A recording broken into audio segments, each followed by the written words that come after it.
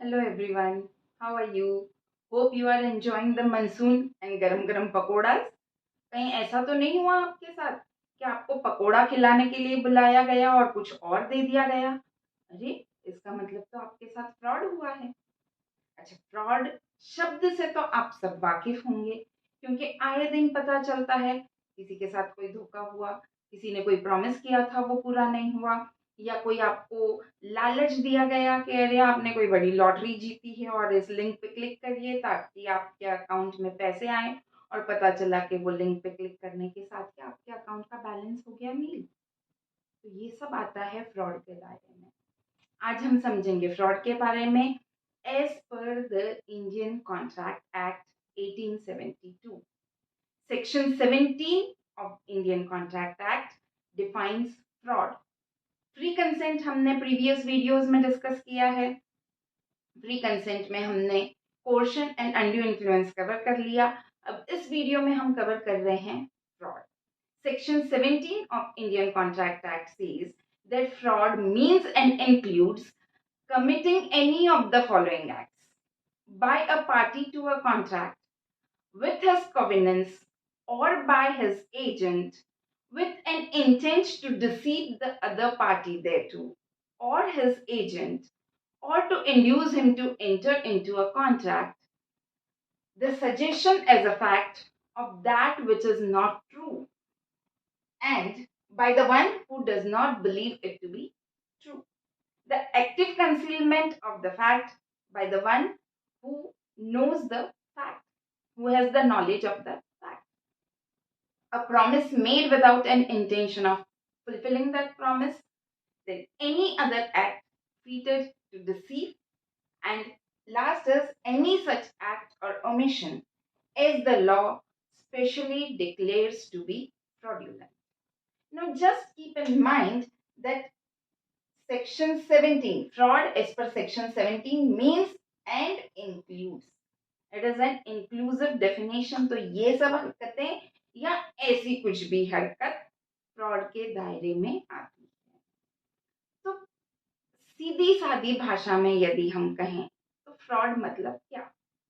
तो कोई ऐसा गलत स्टेटमेंट दिया गया, देने वाले को सच्चाई की जानकारी है लेकिन फिर भी उसने गलत स्टेटमेंट इस तरीके से दिया एज इफ वो सच है, इस इरादे से दिया कि सामने वाला उस पर यकीन करे और आपकी बात को अग्री करे और आपके साथ एक अग्रीमेंट या कॉन्ट्रैक्ट करे। वो स्टेटमेंट उसको चीट करने के इरादे से दिया गया, वो स्टेटमेंट कॉन्ट्रैक्ट के खत्म होने से पहले दिया गया, ये जानते हुए कि जो स्टेटमेंट हम दे रहे हैं वो गलत है, और उस स्टेटमेंट के बेसिस पे सामने वाले ने ये कॉन्ट्रैक्ट करने का, ये अग्रीमेंट करने का मन बनाया है, और साथ ही साथ उसके साथ धोखा हुआ है और उसको कुछ नुकसान हुआ है, तब हम कहते हैं कि इट इज फ्रॉड।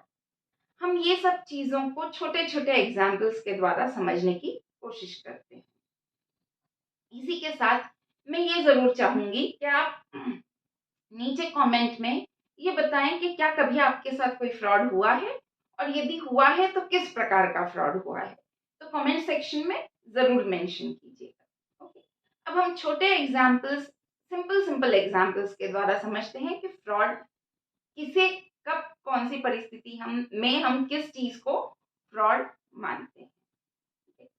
तो पहला था the suggestion as a fact of that which is not true by the one who does not believe it to be true। कोई ऐसा स्टेटमेंट कहना जो आप जानते हैं कि सच नहीं है, फिर भी आप उसको, वो स्टेटमेंट सच है इस तरीके से प्रेजेंट कर रहे हैं, तो उसे हम फ्रॉड कहते हैं। अ सिंपल एग्जांपल, आपने किसी के लिए कोई लड़का दिखाया, किसी लड़की के लिए कोई लड़का दिखाया, मतलब रिश्ता तय करने की कोशिश की। आप ये जानते हैं कि वो लड़का अच्छा नहीं है, मतलब ही इज अ ड्रंकार्ड, लेकिन आप जब लड़की वालों से बात करते हैं तो आप उस लड़के के चरित्र का गुणगान करते हैं, और आप ये भी बताते हैं कि वो लड़के को कोई बुरा व्यसन नहीं है, he is not addicted to drinks. This is the statement that you make when you are having the knowledge, in spite of you having the knowledge that he is a drunkard. तो ये आपने क्या किया, ये आपने सामने वालों के साथ, लड़की वालों के साथ फ्रॉड किया. ये क्यों किया आपने? Because your intention was that वो लड़की वाले आपने जो लड़का प्रपोजल जिसका दिया है उससे शादी करने को, उस लड़की की शादी करवाने को अग्री करें. तो this is fraud. Active concealment of fact, सच्चाई छुपाने की कोशिश करना. आपने मन बना लिया है कि आप किसी कंपनी के शेयर्स खरीदना चाहते हैं, ठीक है, तो आप वो कंपनी के डॉक्यूमेंट्स की स्टडी करेंगे एंड देन यू विल, आपने सॉरी, मन बनाने से पहले first you will do the study, okay, और आपने वो स्टडी करने के बाद यू आर सेटिस्फाइड, क्योंकि जब वो डॉक्यूमेंट्स की आप स्टडी कर रहे थे वो डॉक्यूमेंट्स में कहीं भी उस कंपनी की लायबिलिटी के बारे में बताया नहीं गया. तो आपने मन बना लिया कि अब आपको उस कंपनी के शेयर्स लेना है. And after you purchase you come to know that अरे ये कंपनी तो डेट रिडन है, मतलब बहुत ज्यादा कर्जा है इसके ऊपर. तो you can say that there was active concealment of fact and you have the right to break the contract or set aside the contract. Third example, we will understand this, that a promise made without an intention of fulfilling or performing that promise. मतलब कोई ऐसा promise कर देना जहां आपको पता है कि आप ये प्रॉमिस पूरा ही नहीं करने वाले हैं. अक्सर ऐसा होता है, बच्चों को होमवर्क करने के लिए पेरेंट्स कहते हैं और उसके साथ एक प्रॉमिस करते हैं, यानी बच्चा कोई चीज मांगता है कि ठीक है मैं पढ़ लूंगा तो आप मुझे 1 घंटा टीवी देखने देंगे या मोबाइल पे खेलने देंगे. अब उस समय होमवर्क करवाना है तो पेरेंट्स हाँ हाँ कह देते हैं, हालांकि उसको सीरियसली सेक्शन 17 के फ्रॉड में नहीं गिना जाता है. But if we think it in that way, so definitely the promise was made without an intention of performing, so that is fraud. We'll discuss another example. Suppose you want to sell your second hand vehicle to someone, okay, you know that the condition of the vehicle is not good. आप जानते हो कि उस vehicle की condition अच्छी नहीं है और आपने सामने वाले को बताया, भाव ताव नेगोशिएट किया उन्होंने, एंड बट फिर भी उन्होंने कहा कि ठीक है मैं इस कीमत पे ये व्हीकल ले लूंगा provided you do the denting painting of that vehicle. इसके ब्रेक्स ठीक करवा के दीजिए, इसके शॉकअप्स ठीक करवा के दीजिए. You just want to sell that vehicle. तो आप क्या करते हो कि ये किसी भी तरीके से मान जाए, बस बाटली में उतर जाए. हाँ हाँ बिल्कुल बिल्कुल, आप अभी मुझे टोकन दीजिए, 2-4 दिन में ये करके मैं आपको देता हूँ. आपने टोकन ले लिया and you did not do the denting painting of that vehicle, you did nothing. तो there and initially even knowing, आपने जब ये प्रॉमिस किया था तब भी आप जानते थे कि आप परफॉर्म नहीं करेंगे. If the circumstances change and due to those reasons you are unable to fulfill the promise, तब हम ये कह सकते हैं कि it is not fraud because your intention was not of cheating.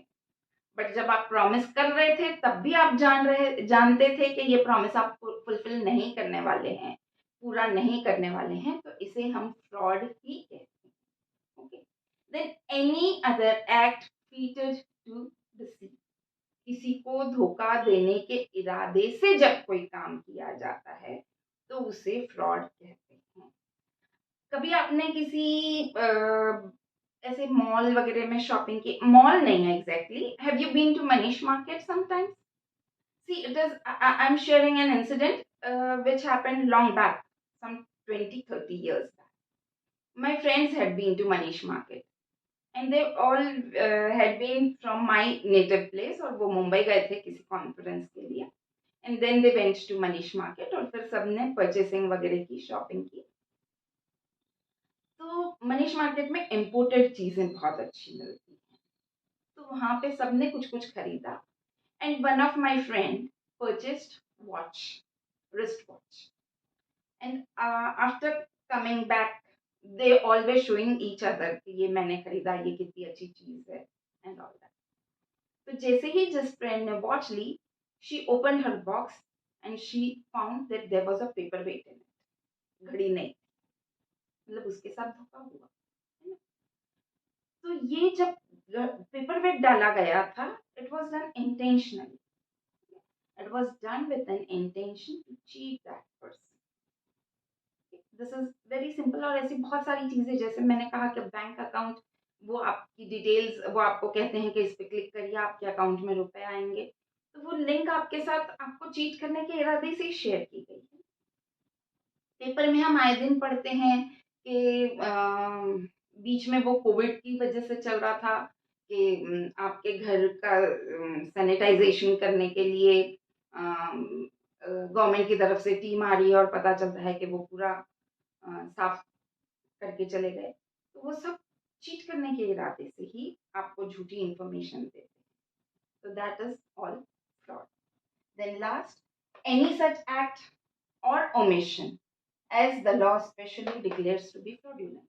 मतलब कोई भी ऐसा काम करना जो आपको नहीं करना चाहिए था, या कोई भी ऐसा काम नहीं करना जो आपने करना चाहिए था, उसे भी कानून स्पेशली फ्रॉड कहता है। ये भी हम एक छोटे से एग्जाम्पल के द्वारा समझेंगे।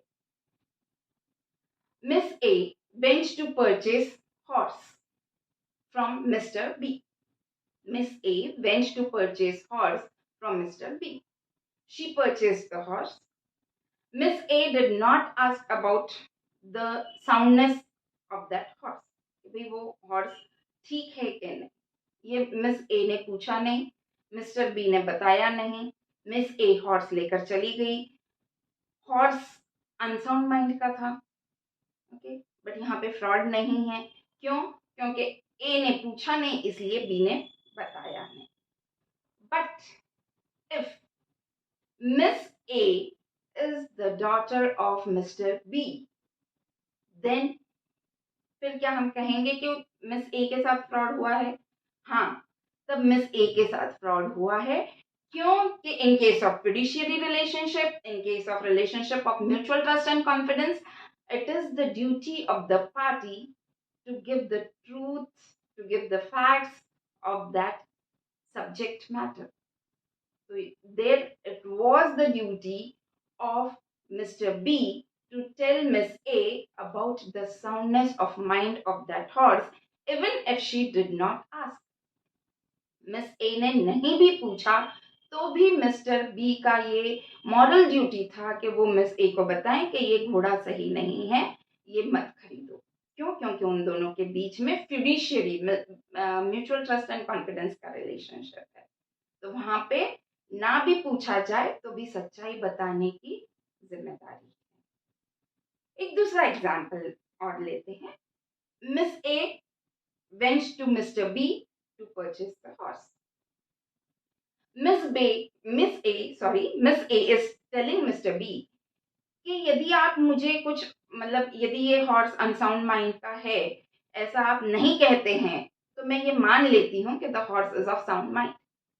मतलब यदि आप ये नहीं कहते हैं कि ये अनसाउंड माइंड का है, तो फिर मैं ये मान लेती हूँ कि ये हॉर्स साउंड माइंड का है। And she purchase the horse. बाद में पता चलता है कि हॉर्स अनसाउंड माइंड का है, और फिर she can break the contract. Why? Because उसके साथ फ्रॉड हुआ है। यहाँ जब उसने ये कहा, तब उनका मिस्टर बी का silence amounts to fraud. In the first situation also silence amounts to fraud, बराबर है, बट वहां पे पूछा नहीं था and silence amounts to fraud. Second situation में पूछा गया and he did not deny it कि नहीं नहीं आप मत लो, ये अनसाउंड माइंड का है, ऐसा कुछ भी नहीं था। तो there silence amounts to fraud. And what is the effect of fraud? तो फ्रॉड का इफेक्ट ये है कि the contract is voidable at the option of aggrieved party. Aggrieved party means the party whose consent is taken by the use of fraud. Fraud का इस्तेमाल करके जिस party की कंसेंट ली गई, उस पार्टी को हम अग्रीव्ड पार्टी कहते हैं, ये वाली सिचुएशंस में, ओके। और कॉन्ट्रैक्ट वॉइडेबल रहेगा इस पर section 19। And second thing, if the party has suffered any loss, then definitely the party can sue for that loss, sue for the damages also. और इससे आगे वाला पार्ट हम आगे के वीडियो में देखेंगे। तब तक के लिए स्टे ट्यून्ड। आप किसी और टॉपिक पे चाहते हैं कि मैं कोई वीडियो प्रिपेयर करूं, तो kindly drop a message in the comment section and like, share and subscribe the channel. Thank you. Happy learning.